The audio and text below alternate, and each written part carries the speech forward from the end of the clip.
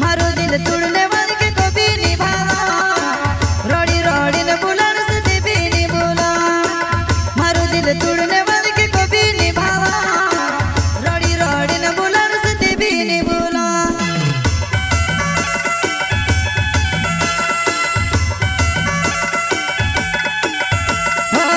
मारो दिल तोड़ने वाले के को भी निभावा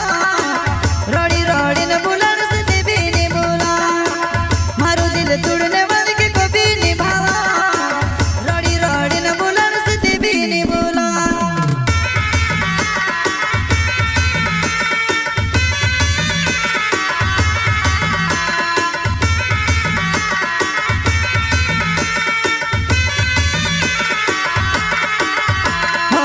मैंने लावती दूसरे जाने भी नहीं दावा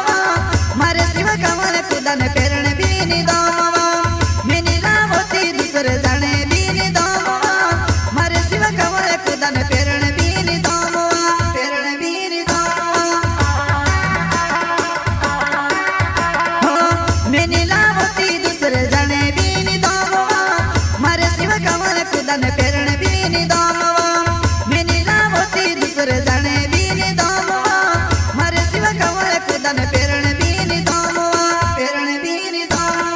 प्रस्तुत करता है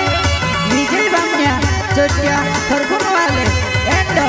देवेंद्र चौहान मुंबई वाले वसुन्या रिकॉर्डिंग स्टूडियो मुकेश सेनानी कंसुल रोड राजपुर संगीत बोले तो शिवा